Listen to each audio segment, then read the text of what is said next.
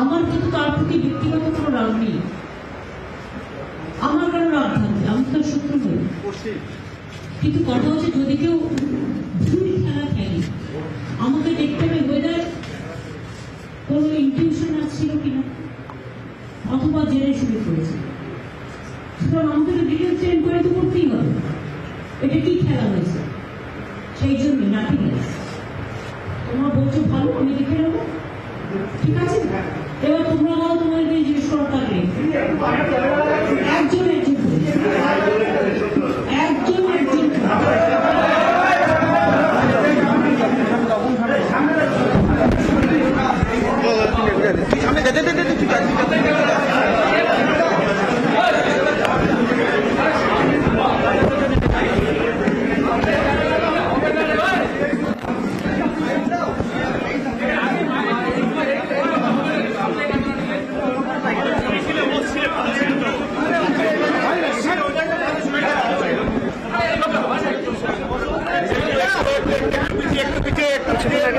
আমরা মুখ্যমন্ত্রী মমতা বন্দ্যোপাধ্যায়কে পেয়েছিলাম প্রশাসনিক সভায়। এই মুহূর্তে সাংবাদিকদের মুখোমুখি হয়েছেন তিনি শিলিগুড়িতে।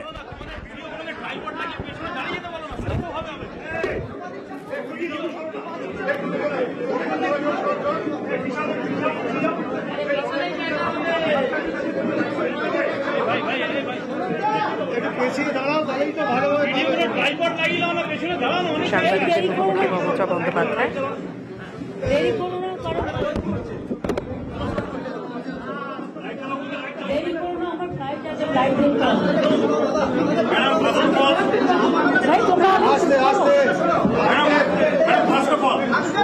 দাঁড়াও, তুমি অলওয়েজ ফার্স্ট কোশ্চেন করে একটু দাঁড়াও, আগে চুপ করো।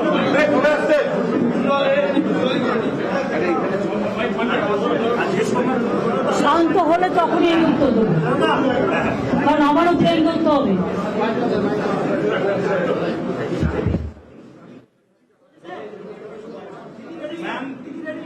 Like West Bengal, Kerala, Tamil Nadu also opposing CAA, and there is a movement started in Assam also.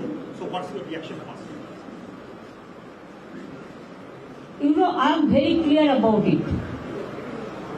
If you see throughout the world, there are some systems. In 5 years, the students also go for study, they stay there. Even the service holders also. They get the green card. Even there are so many countries, they give the citizenship card also. Earlier, there is a situation in all over the country also, our country also. Whoever state, DM should have issued the citizenship certificate. But now what is happening, this bill was passed in the year 2020. After that 4 years passed, before election 2-3 days ago, whatever I have seen the rules, I am not satisfied. There is no clarity. And it is dangerous because it is draconian, because it is related to NRC. Even Assam Chief Minister also said that इसमें कोई लाभ नहीं होना है। সুতরাং আমি মনে করি এটা বিজেপি ভোটের জন্য করেছে, এটা জাস্ট একটা ছাপ্পা, একটা ধাপ্পা আর একটা লুডোর ছক্কা দেওয়ার মতো, একটা রাজনৈতিক ছক্কা। যদি এটা দেখি 2 সিট ভোটে যেতে যায়, কিন্তু মানুষের অধিকার আমরা কাটতে দেব না। আপনারা দেখেছেন কিছুদিন আগে আধার কার্ড অনেকের বাতিল করা হয়েছিল, কেন? সঙ্গে সঙ্গে কেসটা আমার কাছে আসে এবং আমি ধরি এবং আমরা বলি আধার কার্ড যদি বাতিল করা হয় মানুষের সুযোগ সুবিধা বাতিল হয়ে যাবে, তাহলে আমরা কিন্তু অল্টারনেটিভ কিছু করে দেবো যাতে তার সুযোগ সুবিধা বাতিল না হয়। এটা কিন্তু শুরুয়াত।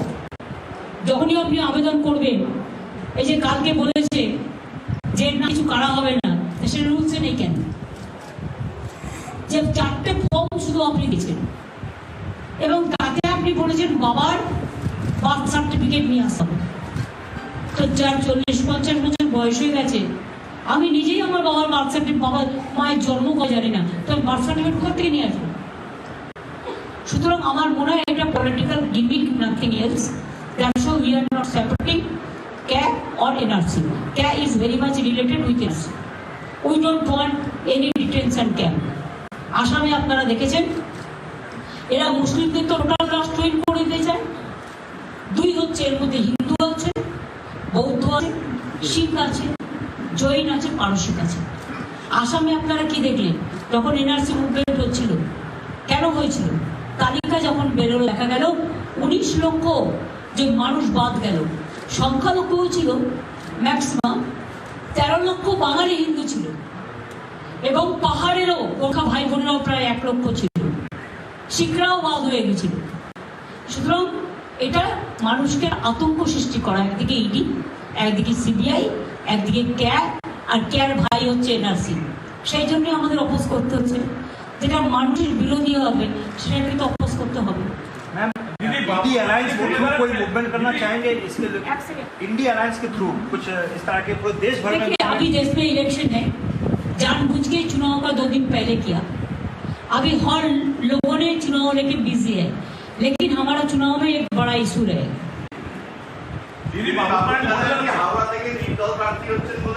দেখুন, আপনাদের আমি একটা কথা বলি, আমি শুনেছি এটা আমার কানে এসছে।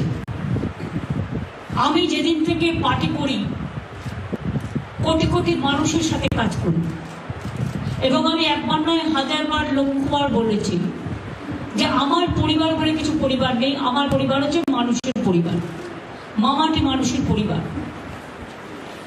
আর আমাদের পরিবারে যদি রক্তের পরিবার ধরে, নিউ জেনারেশনদের নিয়ে, যেমন পাহাড়ে কিছুদিন আগে একটা বিয়ে হলো, আমাদের প্রায় 32 জন মেম্বার আছে পরিবারে।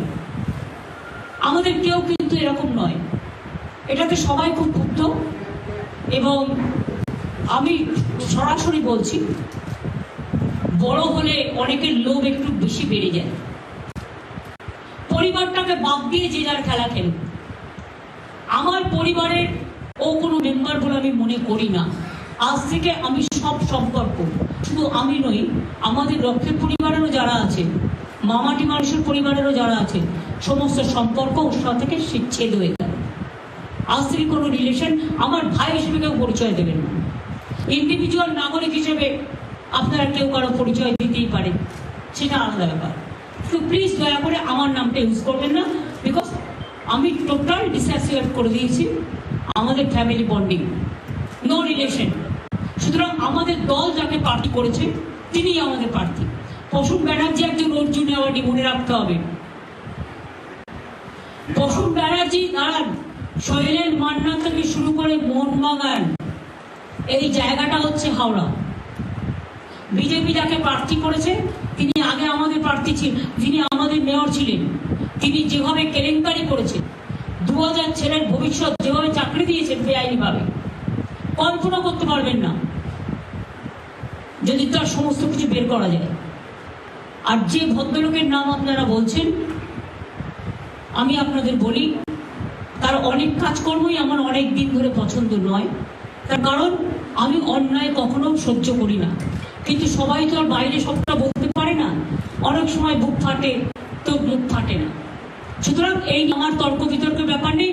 আমাদের দলীয় প্রার্থী প্রসূন ব্যানার্জি, যে যেখানে ইচ্ছে যেতে পারে। কিছু লোক নির্বাচনে আসলেই কাউন্সিলরেও দাঁড়াতে হবে, এমএলএতেও দাঁড়াতে হবে, আর এমপিতেও দাঁড়াতে হবে। আমার পরিবারের সবাই যদি বলে আমি এমপি ইলেকশনের টিকিট চাই, এমএলএ ইলেকশন টিকিট চাই, তাহলে আমি তো পরিবারতন্ত্র করব। আমি পরিবারতন্ত্র করি না, আমি মানুষতন্ত্র করি। এবং তাই মানুষের পরিবারই আমার পরিবার। আমি সবাইকে বলবো আমার সাথে কোনো সম্পর্ক রাখবেন না। যে আমার সাথে কোনো সম্পর্ক ছিল একদিন, ভুলে যান। আজ থেকে কোনো সম্পর্ক থাকবে না। যে যার স্বাধীনতা নিয়ে যেখানে লড়াই করতে পারে। আমি এত লোভী লোকেদের পছন্দ করি না। শুধু আজকে নয়, প্রত্যেকটা ইলেকশনই আমাকে অনেক অশান্তি করেছে, অথচ নিজেদের ছোটবেলাটা ভুলে গেছে। আমার বলা উচিত নয়। আমি অভিষেককে বলছিলাম যে বাবা যখন মারা গেছে, বয়স ছিল 2.5 বছর, আমি 45 টাকা পেতাম, দুধের ডিপোয় কাজ করে মানুষ করেছি। কিন্তু তখন থেকে আমি রাজনীতিটা করতাম বলে ওকে মানুষ করতে পারিনি। হয়তো অনেককে, সবাইকে মানুষ করতে পেরেছি। আমাদের পরিবার খুব বড় পরিবার, এটা মানুষের পরিবার। কাজে এটা নিয়ে আমাকে আর আপনারা খোঁচাবেন না। আমার যা বলার আমি বলে দিয়েছি। ওর পাশে যেন আমাদের পরিবারের কোনো নাম না থাকে। টোটালটাই আছে। তারা সবসময় 23 কোটি, 25 কোটি, 30 কোটি ঘর ভাঙানোর খেলা প্রতি ইলেকশনেই করে। এর আগেও আমি অনেক দেখেছি, অনেকবার, বারবার। কিন্তু আমি তাও বলি, ওরাই তো পরিবারতন্ত্রের কথা বলে, কিন্তু আমি পরিবর্তন তো করি না, জলজান্ত উদাহরণ দিয়ে দিলাম। আমি মানুষের পরিবার করি এবং প্রসূন ব্যানার্জি আমাদের প্রার্থী। প্রসূন ব্যানার্জিকে জেতানোর দায়িত্ব আরো বেশি আমাদের বেড়ে গেল। আর আমি আমাদের তৃণমূল কংগ্রেসের সকলকে বলবো, যারা আমাকে একটু ভালোবাসে, মামাটি মানুষ যারা আমাকে একটু ভরসা করে, প্রসূন ব্যানার্জির প্রতি আপনাদের দায়িত্ব আরো বেড়ে গেল, দায়বদ্ধতা বেড়ে গেল। যেহেতু প্রসূন আমাদের প্রার্থী আর তাকে চ্যালেঞ্জ করেছে কিছু লোভী লোক, আমি এটাকে সাপোর্ট করবো। সে তো স্বীকার করেছে বিজেপির সাথে তার রিলেশন আছে, সে তো স্বীকার করেছে, তো নতুন করে বলার কি আছে? এই নিয়ে আমাকে আর কোয়েশ্চেন করবেন না। I have forgotten that. আমি করব, আমি ইলেকশনের সময় আসবো, সেই সঙ্গে আমি যখন আসবো তখন না আমার কিছু বলেন। ও তো এখনো বিজেপির এমপি, ও কিন্তু বিজেপির এমপিশিপ ছাড়েনি, এটা মাথায় রাখবেন। আমার কিছু বলেন, ও তো এখনো বিজেপির এমপি, ও কিন্তু বিজেপির এমপিশিপ ছাড়েনি, এটা মাথায় রাখবেন। ও এখনো বিজেপির এমপি আছে, বিজেপির টিকিট ইলেক্টেডে আছে। সুতরাং এটা ওর স্বাধীনতা, ও কোন পার্টিতে দাঁড়াবে না দাঁড়াবে আমরা পলিটিক্যালি লড়াই করব। আমাদের প্রার্থী ব্যারাকপুরে পার্থ ভৌমিক, যে আমাদের ইরিগেশন মিনিস্টার ছিল, ভালো ছেলে, এবং আমি আশা করি পার্থ ভৌমিক মানুষের পুরো সমর্থন পাবে।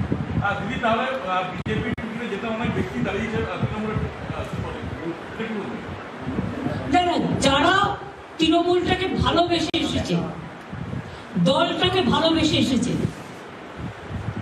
যারা দলটার প্রতি কমিটমেন্ট দেখিয়েছে, আমি একা কিন্তু দলের পার্টির সিদ্ধান্ত নিই না, আমরা মিলিতভাবে নিই। এবং সেক্ষেত্রে তৃণমূল কংগ্রেস একটা বড় পরিবার। আপনারা কি ভাবেন সব আমি একা করি? তা নয়, আমারও একটা ফুল টিম আছে। সেই টিম দিয়ে সবাই মিলে মিলিতভাবে আমরা যেখানে যে যোগ্য এবং যোগ্যতার নিরিখেই আমরা করেছি। আপনাদের মিটিংয়ের ব্রিগেড থেকে বলে দিয়েছিলাম, ওদের এখন রোজ কাজ হচ্ছে সবাই ডিস্টার্ব করা, ডিস্টার্ব করে বলছে টাকা দাও আর বিজেপিতে যাও। ইডির এটাই কাজ, সিবিআই এটাই কাজ, ইনকাম ট্যাক্সের এটাই কাজ। দেখলেন তো একজন ইলেকশন কমিশন পর্যন্ত ছেড়ে দিলেন, তো আর কোনটা বলতে বাকি আছে? সবটাই তো পোস্ট ইলেকশন। ধরুন যিনি, যাদের ইলেকশন ইম্পার্শিয়াল কি করে হবে? ধরুন রাজ্য সরকারে যখন ইলেকশন হয়, কেন্দ্রীয় সরকার পরিচালনা করে, তো কেন্দ্রীয় সরকারের ইলেকশন কেন্দ্রীয় সরকারের পরিচালনা করবে। তার মানে কি, is it not a farce? নিজেরাই নিজেদের সেনাবাহিনী পাঠিয়ে দিচ্ছি। আমি কোনোদিন জীবনে শুনিনি যে বিএসএফ এত অত্যাচার করে। আমি লজ্জিত। কদিন আগেও বাংলাদেশ থেকে আমার কাছে চিঠি এসছে। এখন দুটো দেশের ব্যাপার হয়ে গেছে। যদি একজন সাধু হয়ে, স্বামী বিবেকানন্দ যদি আমেরিকায় গিয়ে শিকাগোতে বক্তৃতা দিতে পারে, যদি একজন বাংলাদেশি হয়েও সে সাধু হয়ে নাচেন, সে এডুকেটেড ম্যান, ইসকনে সাধু ছিল, সে তাকে অত্যাচার করে মারা হলো এবং বাংলাদেশ আমাদের সরকারকে চিঠি লিখেছে এর যথার্থ অ্যাকশন নেওয়া হলো। বলুন তো আমাদের সম্মানটা কি বাড়লো? আমরা অ্যাকশন নিচ্ছি, আমরা অলরেডি এফআইআর করেছি এবং আইনত যে ব্যবস্থা নেওয়ার আইনের পথে চলবে। मैम इलेक्शन से पहले 100 कंपनी राज्य में भेज देना। 100 कंपनी क्या? वो तो खुद मैंने क्या बोला, जिनका इलेक्शन है उन्होंने खुद कर रहा है। इम्पार्शियल इलेक्शन आप कैसे कहोगे? और पहले ये नहीं था। ये जो आता है ना, ये लोगों ने जाके डराता है और जाके कहता है बीजेपी को वोट दो। But there must no, election हो जाएगा वो लोग भी चला जाएगा, लेकिन राज्यों को तो हम लोग ही रहेगा ना। किसी के लिए डरने का बात कोई नहीं है।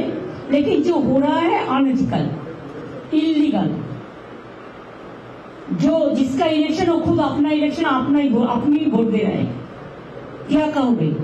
अगर ऐसे आपको जीतना है तो जनता को ऊपर छोड़ दो। इतना फोर्स यूटिलाइज करने का क्या जरूरत है? क्या कहोगे? अगर ऐसे आपको जीतना है तो जनता को ऊपर छोड़ दो। इतना फोर्स यूटिलाइज करने का क्या जरूरत है? इतना ईडी यूज करने का क्या जरूरत है? इतना सीबीआई यूज करने का जरूरत क्या है? अपना का ऊपर भरोसा रखो,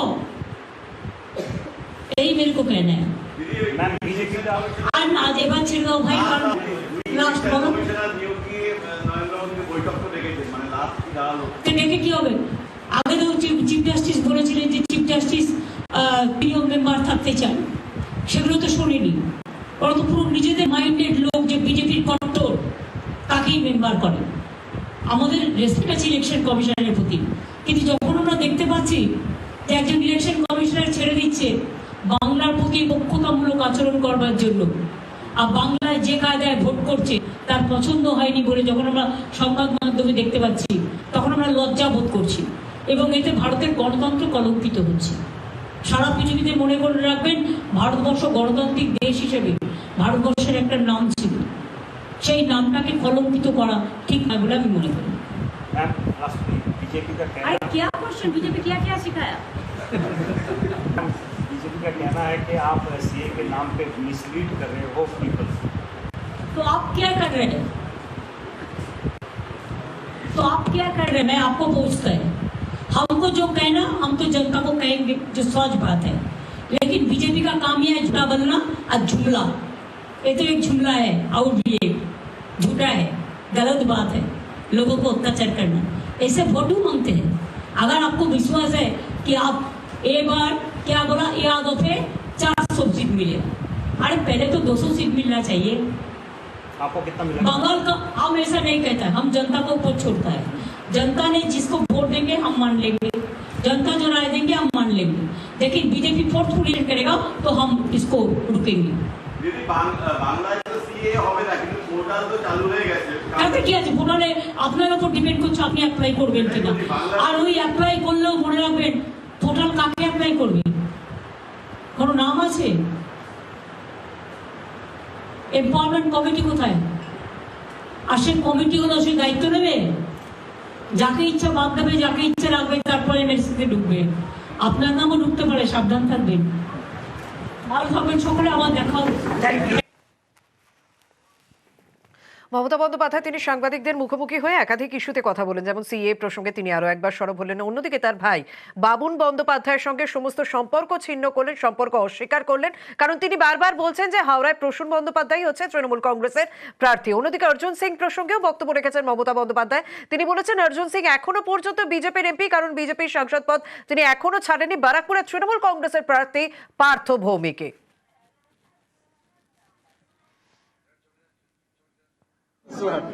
आपका 3 जगह नाम है। I have mentioned your name.